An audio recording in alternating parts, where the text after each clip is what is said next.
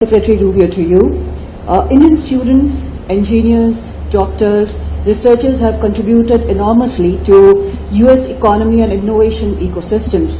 But the recent changes in J1 visa, F1, H1B visa are being seen in India as hurting the core pillar of people-to-people relationship. What does your administration have to say about this in regard to Indians and the message to Indians in this regard? Dr. Jaishankar, to you, my question is, India today has strong relations with UAE, the Gulf countries, Israel, Iran, and of course, US here. And how confident are you of managing all these relations at this time in the current situation? Would you say it is an example of multi-alignment? Thank you. Thank you. Let me just handle on the first of all, I take and accept what you've just said about the contribution that Indians have made to the U.S. economy. Over $20 billion have been invested in the U.S. economy by Indian companies. We want that number to continue to increase, and obviously the expertise as well that they've provided into our economy has been very, very valuable.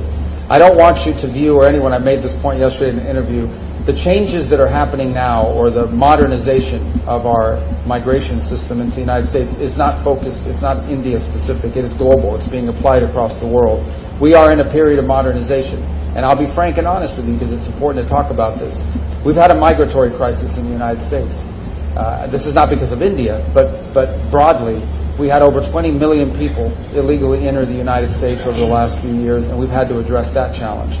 In addition to that challenge, and I think this is true for India, this is true for every country in the world, okay? Everything that you do as a country needs to be in your national interest, and that includes your immigration policy. The United States, I believe, is the most welcoming country in the world on immigration.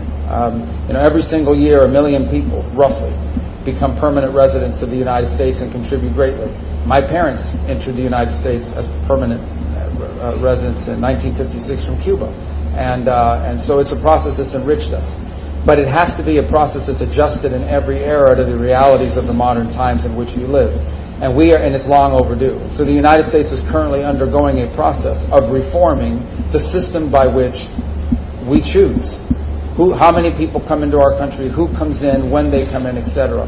Anytime you undertake a reform, anytime you undertake a change in the system by which you admit people, or frankly, anytime you undertake a reform in any system, not just on immigration, there's going to be a period of transition that's going to create, some friction points and some difficulties and so forth.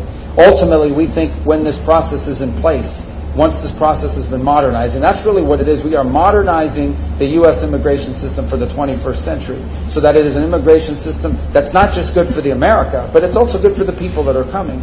Once we are complete and once we've done the work of modernizing that system, I think we're going to come up with a system, we're going to wind up with a system that's more efficient and even better than the previous system, and in some ways may prove to be even more beneficial than the previous system was to people from India that seek to enter the United States to work and innovate. But obviously there's going to be a period of adjustment along the way. So what I want to leave clear is that the changes, while they may be having a disproportionate impact on a place like India that provides so many high-skilled workers to the U.S. economy, it is not a system that is targeted at India. It is one that's being applied globally.